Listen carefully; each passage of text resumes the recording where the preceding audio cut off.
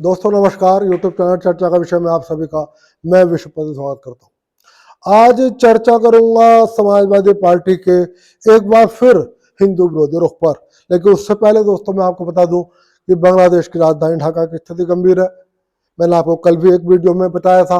फिलहाल वहां ढाका की सड़कों पर लगा हर जगह सेना दिखाई दे रही है और एक तरफ छात्र नेता सेना प्रमुख के विरुद्ध अभियान चला रहे हैं और दूसरी ओर सेना प्रमुख ने एक बयान में कहा है कि उन्हें अमेरिका से खुफिया सूचना प्राप्त हुई है कि पाकिस्तान परस्त ताकतें जो बांग्लादेश के अस्तित्व को, बांग्लादेश की आज़ादी को खत्म करना चाहती हैं, वो एक विद्रोह कर सकती हैं और बांग्लादेश के अंदर आज़ादी के समर्थकों के ऊपर हमले हो सकते हैं।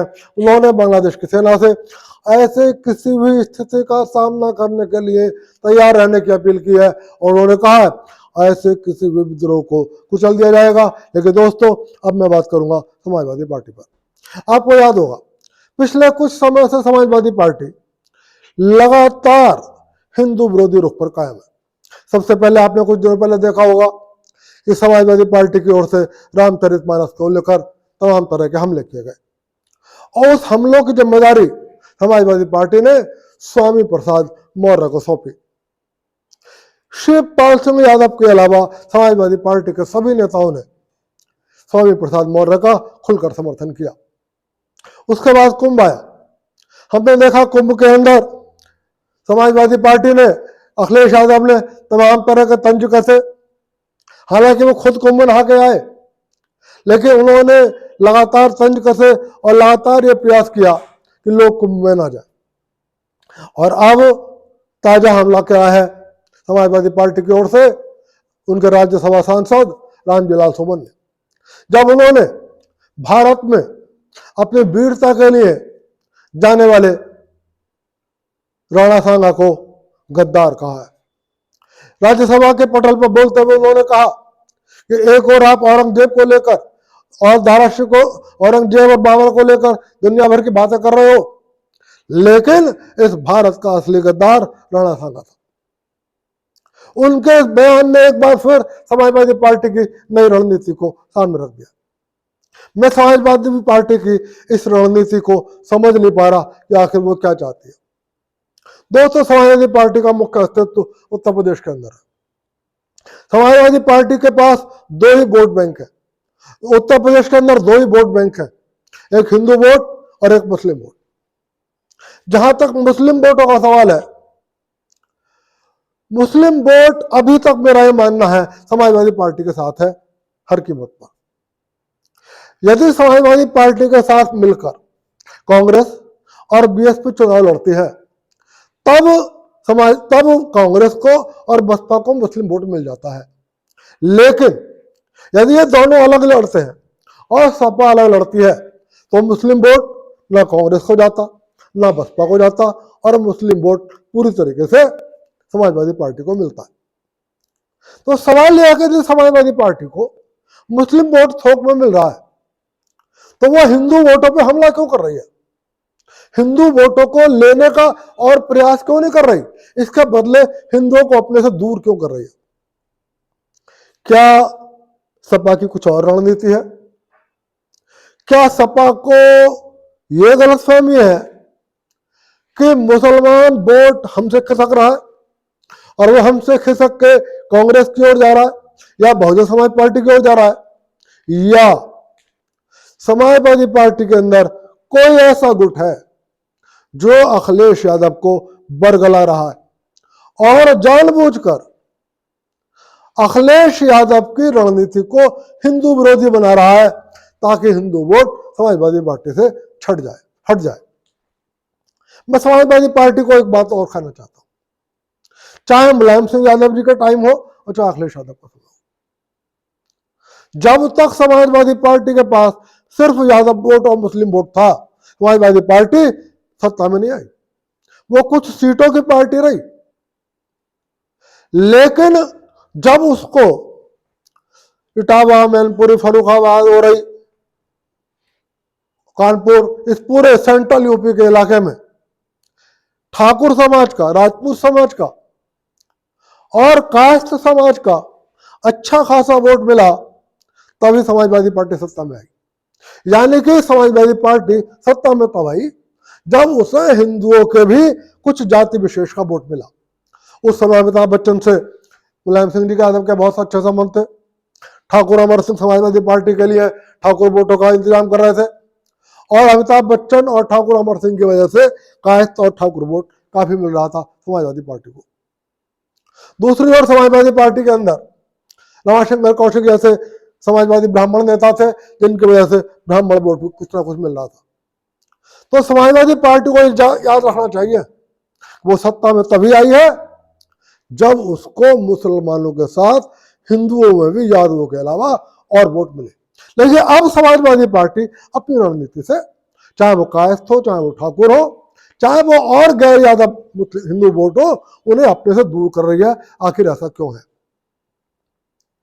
रामचरितमानस का विवाद तो आपने देख लिया होगा, कुंभ का विवाद आप देख चुके।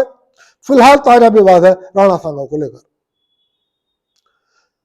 राणा सांगा अपनी वीरता के लिए, अपने शौर्य के लिए जाने जाते थे, लेकिन राज्यसभा के पटल पर रामजी राव सुमन ने कहा कि बाबर नहीं, राणा सांगा गद्दार था, और उसने इब्राहिम लोदी को पराजित करने के लिए बाबर को भारत आमंत्रित किया था। मैं इस बारे में आपको कुछ तथ्य बताऊंगा, लेकिन उससे पहले मैं आपको संक्षिप्त रूप से बता दूं राणा सांगा कौन था। हो सकता है आजकल के जो कॉन्वेंट के बच्चे हैं वो ये ना जानते हो कि राणा सांगा वास्तव में कितने वीर थे।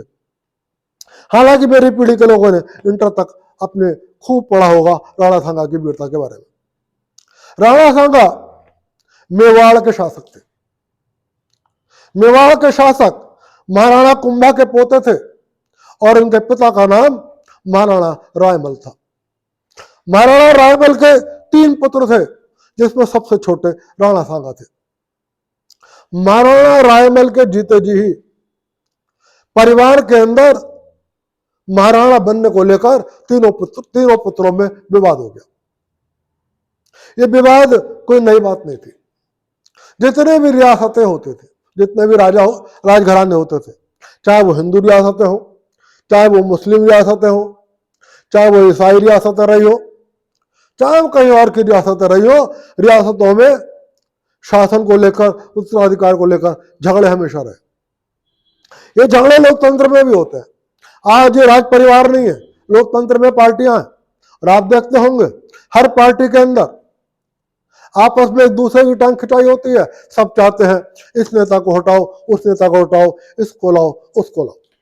तो ये हिंदू मुस्लिम का सवाल नहीं है, ये राजवंशों में भी होते थे ये षड्यंत्र, और आज की लोकतांत्रिक पार्टियों में होते थे। तो इसी तरीके से महाराणा रायमल के तीनों पुत्रों में भी विवाद था। कहते ये हैं कि एक बार महाराणा रायमल के तीनों पुत्र अपनी अपनी जन्मपत्री लेकर मेवाड़ के एक प्रसिद्ध ज्योतिषी के घर गए।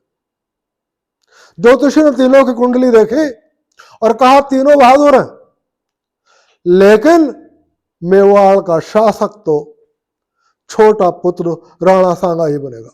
राणा सांगा का पूरा नाम राणा संग्राम सिंह था।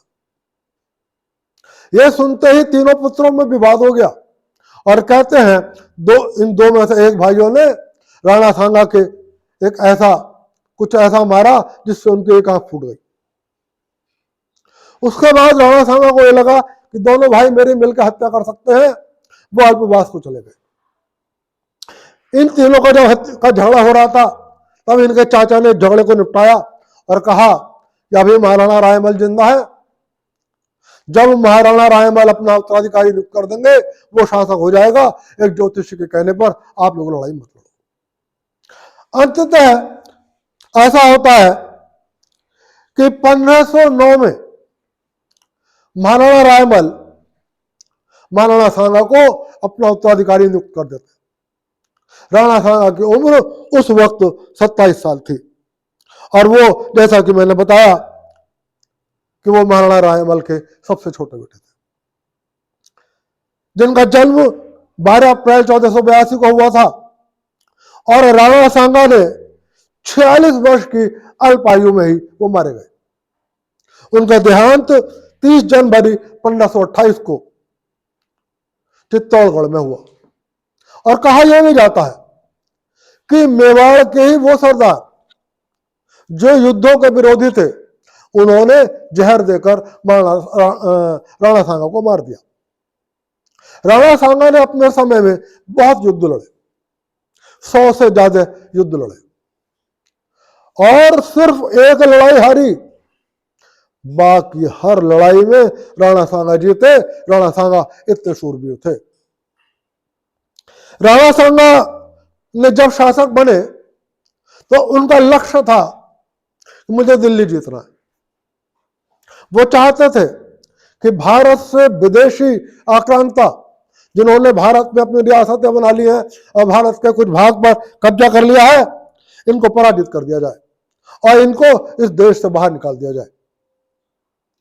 उन्होंने उस वक्त तमाम स्थानीय रियासतों को इकट्ठा करना शुरू किया, चाहे वो राजपूत रियासतें थी या गैर राजपूत रियासतें थी।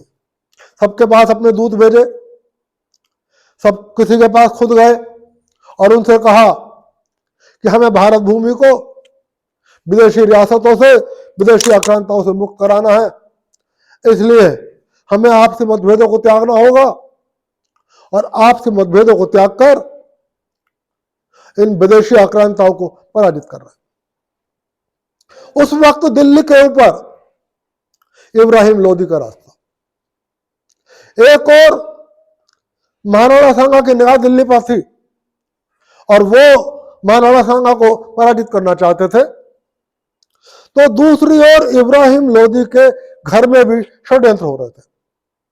उसका भाई, उनके चाचा, उसके भतीजे इब्राहिम लोदी को सत्ता से हटाना चाहते थे और उन्होंने, इब्राहिम लोदी एक अफगान था, अफगानी शासक था, अफगानी आक्रांता था। अलाउद्दीन, इब्राहिम लोदी के चाचा, भतीजे, भाइयों ने बाबर को पत्र लिखा और कहा कि तुम भारत आ जाओ और इब्राहिम लोदी से युद्ध करो, हम तुम्हारा साथ देंगे। दूसरी ओर महाराणा सांगा ने सारे राजपूतों को और गैर राजपूत रियासतें थी उनको एकत्रित किया और उनसे कहा इब्राहिम लोदी को पराजित करना है। दोस्तों, मैं आपको बताना चाहता हूं कि रामजी लाल सुमन जो यह बात कह रहे हैं कि इब्राहिम लोदी को पराजित करने के लिए महाराणा सांगा ने बाबर को पत्र लिखा, मैं उन रामजी लाल सुमन आपको बताना चाहता हूं, राणा सांगा ने 3 बार इब्राहिम लोदी को युद्ध में पराजित किया। राणा सांगा सिर्फ एक शूरवीर और एक योद्धा और एक महान सम्राट नहीं थे, राणा सांगा एक बहुत उदार भी थे। महाराणा सांगा ने महमूद खिलजी को पराजित कर दिया और उसे गिरफ्तार कर लिया, लेकिन बाद में उन्होंने कहा तुम भी एक राजा हो और मैं तुम्हारा सम्मान नहीं छीनना चाहता। और राणा सांगा इतने उदार थे कि उन्होंने आधा राज्य मेवाड़ में मिला लिया और आधा राज्य महमूद खिलजी को वापस दे दिया। उसके बाद एक और युद्ध में राणा सांगा ने मांड के सुल्तान को पराजित कर दिया और उन्हें 3 महीने तक अपनी कैद में रखा। लेकिन यहां फिर राणा सांगा ने अपनी उदारता दिखलाई और मांड के सुल्तान को रिहा कर दिया। हालांकि दोस्तों, मैं एक बात जरूर कहना चाहता हूं, चाहे राणा सांगा हो और चाहे पृथ्वीराज चौहान हो, इनकी उदारताओं ने भारत को बहुत नुकसान पहुंचाया है। पृथ्वीराज चौहान ने भी गौरी को बहुत कई बार पराजित किया था, लेकिन ये उदारता दिखाते थे। राणा सांगा भी उदारता दिखाते रहे। हिंदू राजाओं ने इन मुस्लिम राजाओं को छोड़ दिया, लेकिन जब जब ये हिंदू राजा पराजित हुए तब तब मुस्लिम शासकों ने किसी प्रकार की दया नहीं दिखलाई और उन हिंदू शासकों को, उनके परिवारों को, उनके घर की महिलाओं को हर तरह से अपमानित किया। मैं यहीं पर रामजीलाल सुमन जी और अखिलेश यादव आपको बताना चाहता हूं, समाजवादी पार्टी के समर्थकों को आपको बताना चाहता हूं, एक यादव राजवंश हुआ करता था और एक बार उसका भी एक मुस्लिम शासक से युद्ध हुआ। ये यादव राजवंश बहुत दानवीर था, बहुत ईमानदार था, बहुत शूरवीर था, लेकिन यह युद्ध में उस मुस्लिम शासक से पराजित हो गया। समाजवादियों, वो मुस्लिम राज परिवार ने न केवल उस यादव राजा का गला काट दिया, बल्कि उस यादव राजा की पत्नियों को, लड़कियों को उठाकर ले गया और उन्हें हर तरह से प्रताड़ित किया। तो यह मत समझना कि इन मुस्लिम शासकों ने सिर्फ राजपूतों पर हमले कर रहे थे, ये हर काफिरों पर हमले कर रहे थे। चाहे वो इब्राहिम लोदी था, चाहे वो बाबर था, वो गैर मुसलमानों को काफिर मानते थे और उन पर हमले करते थे और यदि उन्हें पराजित कर देते थे तो उनके खिलाफ हर तरीके की क्रूरता दिखाते थे। दोस्तों, राणा सांगा ने सारी लड़ाइयां जीती। राणा सांगा ने इब्राहिम लोदी को पराजित करने के बाद जब बाबर बढ़ रहा था भारत की ओर, तो ये ठाना या बाबर को भी भारत में नहीं घुसने देना है। ये जो रामजीलाल सुमन कह रहे हैं कि बाबर को भारत बुलाया, मैं उन्हें बताना चाहता हूं, बाबर को इब्राहिम लोदी के परिवार के जनों ने भारत बुलाया। और जब बाबर भारत आ रहा था और राणा सांगा ने तय करा कि बाबर को भारत में घुसने से रोका जाए, उनने राजपूत राजाओं की मीटिंग बुलाई और उसने कहा कि हमें बाबर को भी भारत में राजवंश स्थापित नहीं करने देना है। बाबर को यह बात पता थी कि राणा सांगा बहुत वीर है, बहुत ताकतवर है और उसको हराना आसान नहीं है। बयाना में राणा सांगा और बाबर के बीच में युद्ध हुआ और बयाना के युद्ध को महाराणा सांगा ने जीत लिया, बाबर पराजित हो गया। बाबर को ये पराजय बहुत खली, क्योंकि बाबर भी एक शूरवीर था। हालांकि वो लुटेरा था, इन सब का काम था दूसरे राज्यों को लूटो, वहां की जनता को लूटो, वहां की महिलाओं के साथ अत्याचार करो और अपना शासन चलाओ। बाबर को राणा सांगा की से साथ हुई पराजय ने बाबर को हिला दिया। उसने अपने सरदारों की मीटिंग बुलाई और सरदारों से कहा कि राणा सांगा की शूरवीरता की वीरता का इतनी आसानी से मुकाबला नहीं हो सकता और फिर तैयारी करो और इस बार के युद्ध में कसम खाओ कि आखिरी सांस तक लड़ेंगे और राणा सांगा को हराएंगे। और कुछ ही महीने बाद 1527 में खानवा में एक बार फिर राणा सांगा और बाबर के मध्य युद्ध हुआ। इस खानवा के युद्ध से पहले राणा सांगा ने 100 से ज्यादा युद्ध कर लिए थे और हर युद्ध में राणा सांगा जीता था। सुन लो रामजीलाल सुमन, सुन लो अखिलेश यादव, किसी भी युद्ध में राणा सांगा पराजित नहीं हुआ था। लेकिन ये खानवा का युद्ध राणा सांगा का अंतिम युद्ध साबित हुआ।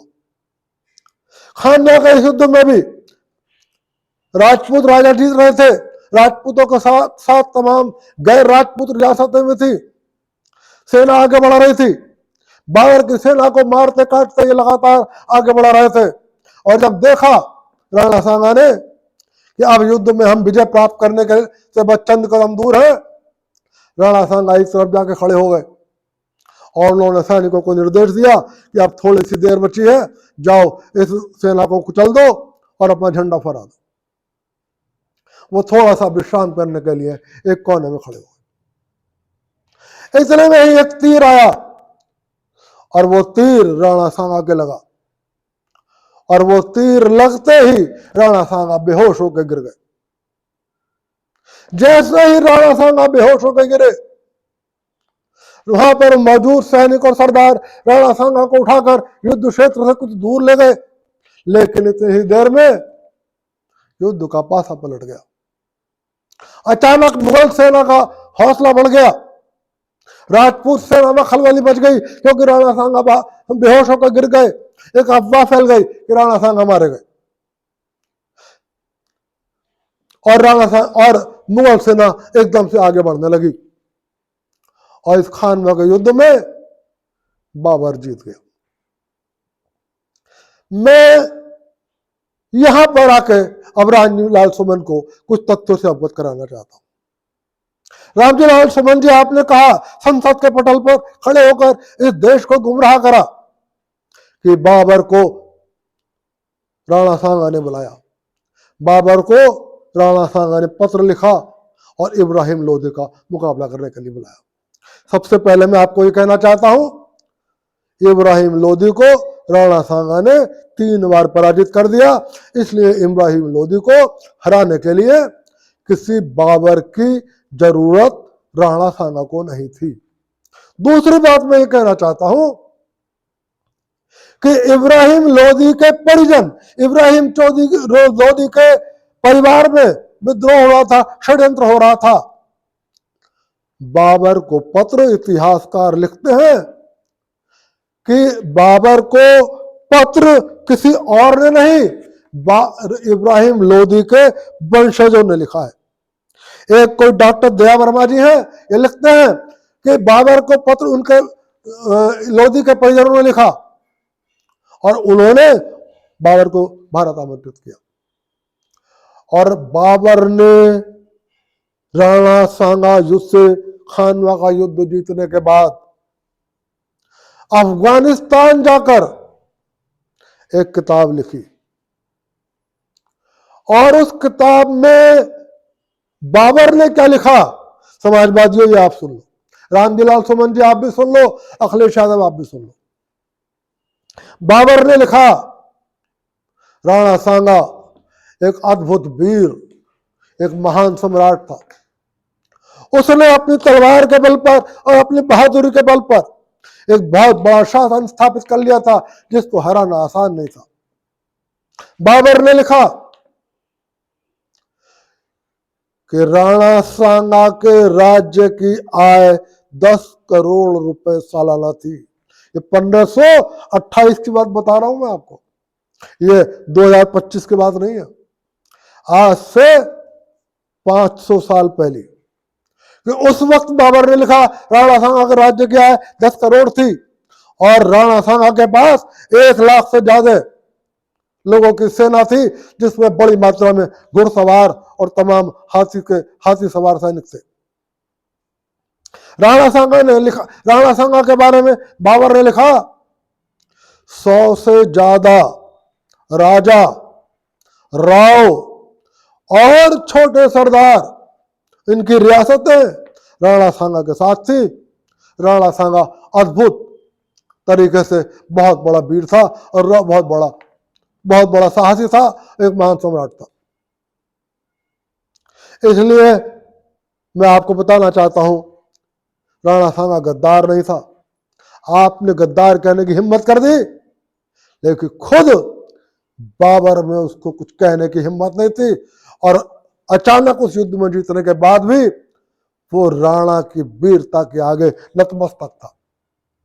मैं इतिहास का वर्णन भी बता दूं आपको, 2 इतिहासकारों का अपने इस वीडियो में जिक्र कर रहा हूं। एक इतिहासकार है GN शर्मा और दूसरे इतिहासकार है गौरी शंकर हरिचंद ओझा। इन्होंने अपनी किताब में लिखा है कि इतिहास में कहीं ऐसा वर्णन नहीं मिलता कि बाबर को राणा ने कोई पत्र लिखा हो और उसको इब्राहिम लोधी को पराजित करने के लिए भारत बुलाया हो।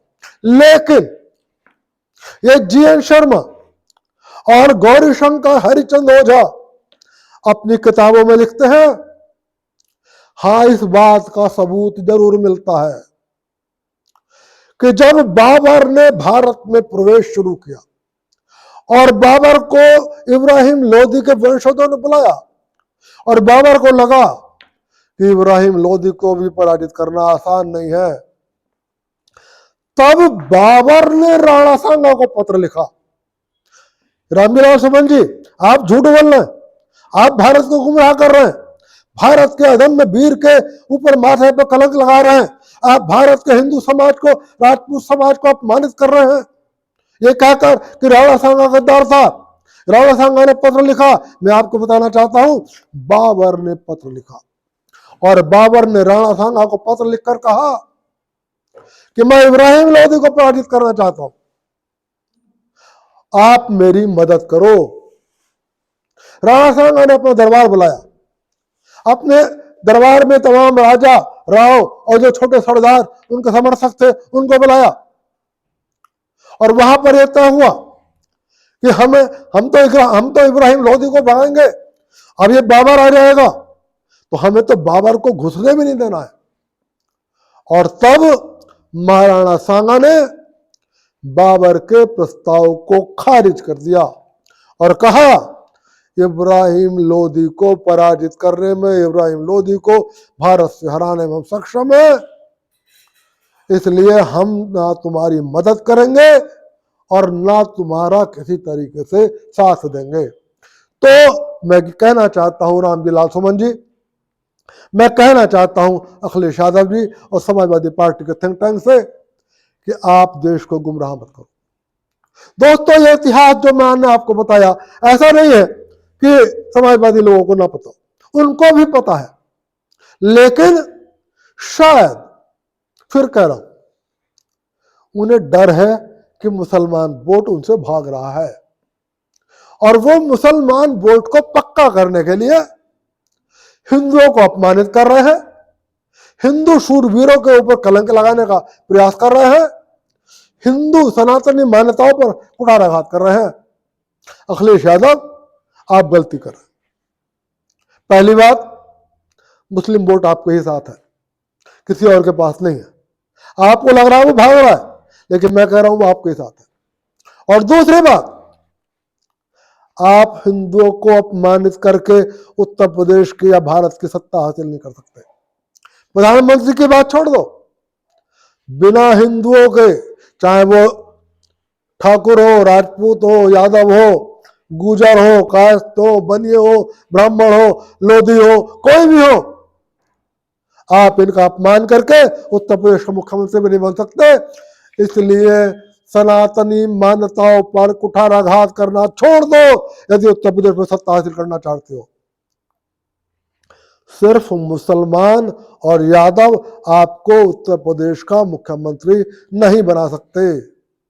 अपने पैरों पर कुल्हाड़ी मारना छोड़ दो, अन्यथा आप सपना देखते रहोगे। भारत का प्रधानमंत्री तो छोड़ दो, उत्तर प्रदेश के मुख्यमंत्री भी आसानी से नहीं बनोगे। दोस्तों, आज की बात को यही समाप्त कर रहा हूं और फिर आप सबसे अपील कर रहा हूं, वीडियो पसंद आए तो लाइक कर देना, चैनल को सब्सक्राइब कर देना। आप सभी को विश्वपति का नमस्कार।